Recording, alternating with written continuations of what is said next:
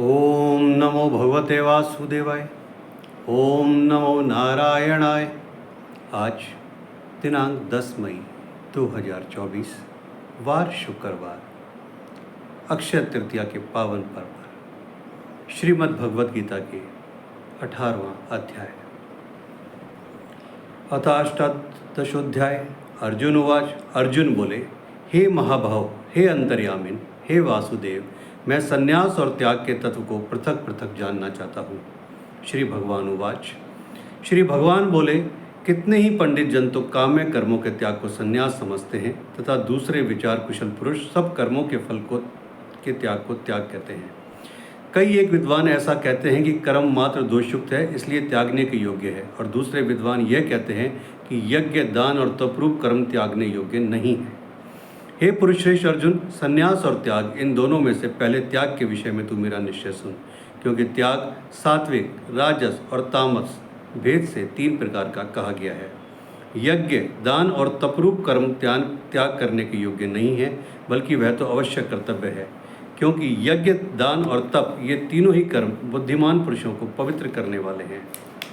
इसलिए हे पार्थ, इन यज्ञ, दान और तपरूप कर्मों को तथा और भी संपूर्ण कर्तव्य कर्मों को आसक्ति और फलों का त्याग करके अवश्य करना चाहिए। यह मेरा निश्चय किया हुआ उत्तम मत है। निश्चित और काम्य कर्मों का तो स्वरूप से त्याग करना उचित ही है, परंतु नियत कर्म का स्वरूप से त्याग करना उचित नहीं है। इसलिए मोह के कारण उसका त्याग कर देना तामस त्याग कहा गया है। जो कुछ कर्म है वह सब दुख रूपी है, ऐसा समझकर यदि कोई शारीरिक क्लेश के भय से कर्तव्य कर्मों का त्याग कर दे तो वह ऐसा राजस त्याग करके त्याग के फल को किसी प्रकार भी नहीं पाता। हे अर्जुन, जो शास्त्र वेद कर्म करना कर्तव्य है, इसी भाव से आसक्ति और फल का त्याग करके किया जाता है, वही सात्विक त्याग माना गया है।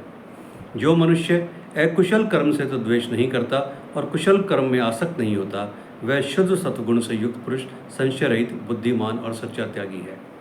क्योंकि शरीरधारी किसी भी मनुष्य के द्वारा संपूर्णता से सब कर्मों का त्याग किया जाना शक्य नहीं है, इसलिए जो कर्म फल का त्यागी है वही त्यागी है, यह कहा जाता है। कर्म फल का त्याग करना न करने वाले मनुष्यों के कर्मों का तो अच्छा, बुरा और मिला हुआ ऐसे 3 प्रकार का फल मरने के पश्चात अवश्य होता है, किंतु कर्म फल का त्याग कर देने वाले मनुष्यों के कर्मों का फल किसी काल में भी नहीं होता। हे महाबाहो, संपूर्ण कर्मों की सिद्धि के ये 5 हेतु कर्मों का अंत करने के लिए उपाय बतलाने वाले सांख्य शास्त्र में कहे गए हैं, उनको तो मुझसे भली भांति जान। इस विषय में अर्थात कर्मों की सिद्धि में अधिष्ठान और कर्ता तथा भिन्न भिन्न प्रकार के कारण एवं नाना प्रकार की अलग अलग चेष्टाएं, और वैसे ही 5वां हेतु दैव है। मनुष्य मन, वाणी और शरीर से शास्त्रानुकूल अथवा विपरीत जो कुछ भी कर्म करता है, उसके ये 5 कारण हैं। परंतु ऐसा होने पर भी जो मनुष्य अशुद्ध बुद्धि होने के कारण उस विषय में यानी कर्मों के होने में केवल शुद्ध स्वरूप आत्मा को कर्ता समझता है, वह मलिन बुद्धि वाला अज्ञानी यथार्थ नहीं समझता। जिस पुरुष के अंतःकरण में मैं करता हूँ ऐसा भाव नहीं है तथा जिसकी बुद्धि सांसारिक पदार्थों में और कर्मों में लिपायमान नहीं होती, वह पुरुष इन सब लोगों को मारकर भी वास्तव में ना मारता है और न ही पाप से बनता है।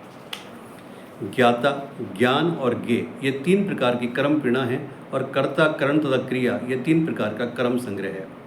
गुणों की संख्या करने वाले शास्त्र में ज्ञान और कर्म तथा कर्ता गुणों के भेद से 3 प्रकार के ही कहे गए हैं, उनको भी तू मुझसे भली भांति सुन। जिस ज्ञान से मनुष्य पृथक पृथक सब भूतों में एक अविनाशी परमात्मा भाव को विभाग रहित संभाव से सिद्ध देखता है, उस ज्ञान को तू सात्विक जान।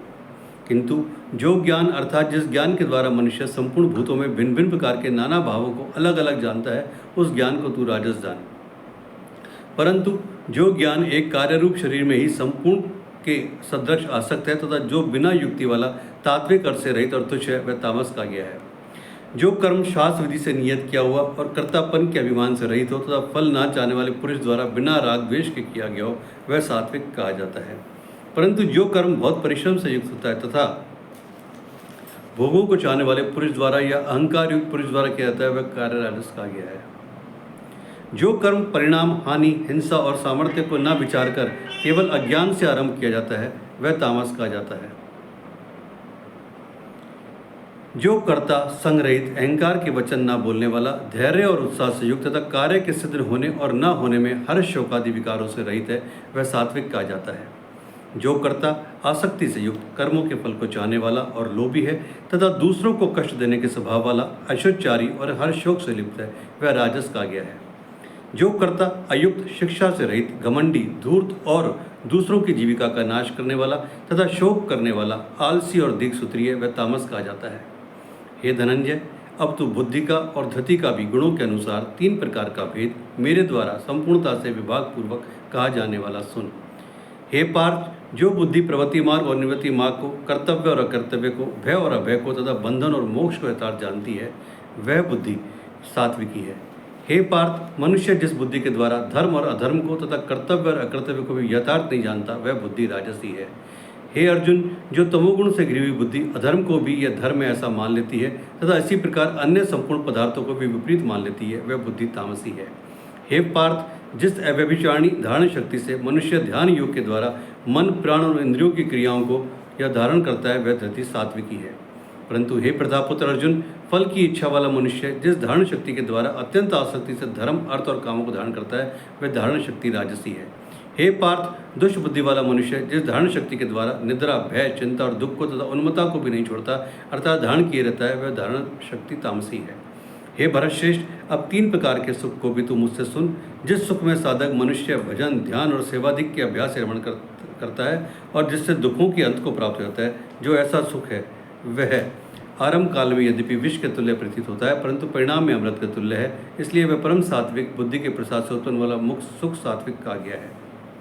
जो सुख विषय और इंद्रियों के सहयोग से होता है, वह पहले भोग काल में अमृत के तुल्य प्रतीत होने पर भी परिणाम में विषय के तुल्य है, इसलिए वह सुख राजस कहा गया है।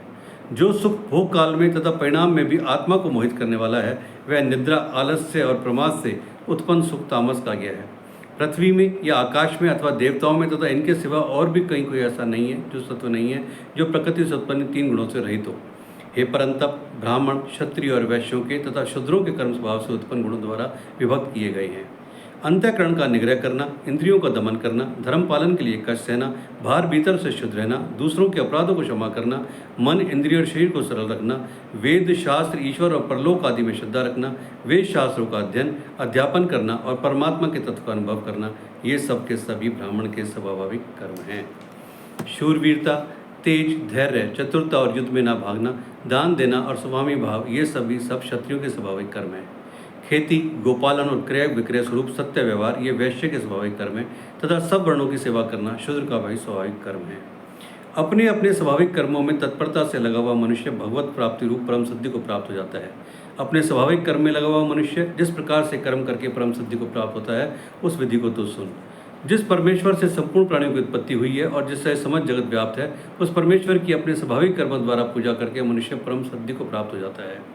अच्छी प्रकार आचरण किए हुए दूसरे के धर्म से गुण रहित भी अपना धर्म श्रेष्ठ है, क्योंकि स्वभाव से नियत किए हुए स्वधर्म रूप को कर्म करता हुआ मनुष्य पाप को नहीं प्राप्त होता। अतएव हे कुंती पुत्र, दोष युक्त होने पर भी सहज कर्म को नहीं त्यागना चाहिए, क्योंकि धुएं से अग्नि की भांति सभी कर्म किसी न किसी दोष से युक्त हैं। सर्वत्र आसक्ति रहित बुद्धि वाला, स्पृहा रहित और जीते हुए अंतःकरण वाला पुरुष सांख्य योग के द्वारा उस परम नैष्कर्म में सिद्धि को प्राप्त होता है, जो कि ज्ञान योग की प्रानिष्ठा है। उस नैष्कर्म सिद्धि को जिस प्रकार से प्राप्त होकर मनुष्य ब्रह्म को प्राप्त होता है, उस प्रकार को हे कुंती पुत्र संक्षेप में ही मुझसे समझ। विशुद्ध बुद्धि से युक्त तथा हल्का, सात्विक और नियमित भोजन करने वाला, शब्दादिक विषयों का त्याग करके एकांत और शुद्ध देश का सेवन करने वाला, सात्विक धारण शक्ति के द्वारा अंतःकरण और इंद्रियों का संयम करके मन, वाणी और शरीर को वश में कर लेने वाला, राग द्वेष को सर्वदा नष्ट करके भली भांति दृढ़ वैराग्य का आश्रय लेने वाला तथा अहंकार, बल, घमंड, काम, क्रोध, परिग्रह का त्याग करके निरंतर ध्यान योग के द्वारा परिण रहने वाला, ममता रहित और शांति पुरुष सच्चिदानंद घन ब्रह्म में अभिन्न भाव से स्थित होने का पात्र होता है। फिर वह सच्चिदानंद घन ब्रह्म में एक ही भाव से स्थित प्रसन्न मन वाला योगी ना तो किसी के लिए शोक करता है और ना किसी की आकांक्षा ही करता है। ऐसा समस्त प्राणियों में समभाव वाला योगी मेरी पराभक्ति को प्राप्त हो जाता है। उस पराभक्ति के द्वारा वह मुझ परमात्मा को मैं जो हूँ और जितना हूँ ठीक वैसा का वैसा तत्व से जान लेता है तथा उस भक्ति से मुझको तत्व से जानकर तत्काल ही मुझ में प्रविष्ट हो जाता है। मेरे परायण हुआ कर्मयोगी तो संपूर्ण कर्मों को सदा करता हुआ भी मेरी कृपा से सनातन अविनाशी परम पद को प्राप्त हो जाता है। सब कर्मों को मन से मुझ में अर्पण करके तथा समबुद्धि रूप योग का अवलंबन करके मेरे परायण और निरंतर मुझ में चितवाला हो। उपयुक्त प्रकार से मुझ में चितवाला होकर तो मेरी कृपा से समस्त संकटों को अनायास ही पार कर जाएगा और यदि अहंकार के कारण मेरे वचनों को ना सुनेगा तो नष्ट हो जाएगा, अर्थात प्रमाद से भ्रष्ट हो जाएगा। जो तू अहंकार का आश्रय लेकर यह मान रहा है कि मैं युद्ध नहीं करूंगा, तो तेरा यह निश्चय मिथ्या है, क्योंकि तेरा स्वभाव तुझे जबरदस्ती युद्ध में लगा देगा। हे कुंती पुत्र, जिस कर्म को तू मोह के कारण करना नहीं चाहता, उसको भी तू अपने पूर्ण स्वाभाविक कर्म से बंधा हुआ परवश करेगा। हे अर्जुन, शरीर रूप यंत्र में आरूढ़ हुए संपूर्ण प्राणियों को अंतर्यामी परमेश्वर अपनी माया से उनके कर्मों के अनुसार भ्रमण कराता हुआ सब प्राणियों के हृदय में स्थित है। हे भारत, तू सब प्रकार से उस परमेश्वर की शरण में जा। उस परमात्मा की कृपा से तू परम शांति को तथा सनातन परम धाम को प्राप्त होगा। इस प्रकार यह गोपनीय से भी अति गोपनीय ज्ञान मैंने तुमसे कह दिया। अब तू इस रहस्योक्त ज्ञान को पूर्णतया भलीभांति विचार कर जैसे चाहता है वैसे ही कर। संपूर्ण गोपनीयों से भी अति गोपनीय मेरे परम रहस्योक्त वचन को तू फिर भी सुन। तू मेरा अतिशय प्रिय है, इससे यह परम हितकारक वचन मैं तुझसे कहूँगा। हे अर्जुन, तू मुझ में मन वाला हो, मेरा भक्त बन, मेरा पूजन करने वाला हो और मुझको प्रणाम कर। ऐसा करने से तू मुझे ही प्राप्त होगा, यह मैं तुझसे सत्य प्रतिज्ञा करता हूँ, क्योंकि तू मेरा अत्यंत प्रिय है। संपूर्ण धर्मों को अर्थात संपूर्ण कर्तव्य कर्मों को मुझ में त्याग कर तू केवल एक मुझ सर्वशक्तिमान सर्वाधार परमेश्वर की शरण में आ जा। मैं तुझे संपूर्ण पापों से मुक्त कर दूंगा। तू शोक मत कर। तुझे यह गीता रूप रहस्य उपदेश किसी भी काल में ना तो तप रहित मनुष्य से कहना चाहिए, ना भक्ति रहित से, और ना बिना सुनने वाले की इच्छा से ही कहना चाहिए। तथा जो मुझ में दोष रखता है उससे तो यह कभी भी नहीं कहना चाहिए। जो पुरुष मुझ में परम प्रेम करके इस परम रहस्य गीता शास्त्र को मेरे भक्तों में कहेगा, वह मुझको ही प्राप्त होगा, इसमें कोई संदेह नहीं है। उससे बढ़कर मेरा प्रिय कार्य करने वाला मनुष्यों में कोई भी नहीं है, तथा पृथ्वी भर में भी उससे बढ़कर मेरा प्रिय दूसरा कोई भविष्य में होगा भी नहीं। जो पुरुष इस धर्म में हम दोनों के संवाद रूप गीता शास्त्र को पढ़ेगा, उसके द्वारा भी मैं ज्ञान यज्ञ से पूजित होऊंगा, ऐसा मेरा मत है। जो मनुष्य शुद्धायुक्त और दोष दृष्टि से रहित होकर इस गीता शास्त्र का श्रवण भी करेगा, वह भी पापों से मुक्त होकर उत्तम कर्म करने वालों के श्रेष्ठ लोगों को प्राप्त होगा। हे पार्थ, क्या इस गीता शास्त्र को तूने एकाग्र से श्रवण किया? और हे धनंजय, क्या तेरा ज्ञान जनित मोह नष्ट हो गया? अर्जुन उवाच, अर्जुन बोले, हे अच्युत, आपकी कृपा से मेरा मोह नष्ट हो गया और मैंने स्मृति प्राप्त कर ली है। अब मैं संशयित होकर स्थित हूँ, अतः आपकी आज्ञा का पालन करूँगा। संजय उवाच, संजय बोले, इस प्रकार मैंने श्री वासुदेव के और महात्मा अर्जुन के साथ अद्भुत रहस्ययुक्त रोमांचकारी संवाद को सुना। श्री व्यास जी की कृपा से दिव्य दृष्टि पाकर मैंने इस परम गोपनीय योग को अर्जुन के प्रति कहते हुए स्वयं योगेश्वर भगवान श्री कृष्ण से प्रत्यक्ष सुना। हे राजन, भगवान श्री कृष्ण और अर्जुन के इस रहस्ययुक्त कल्याणकारक और अद्भुत संवाद को पुनः पुनः स्मरण करके मैं बार बार हर्षित हो रहा हूँ।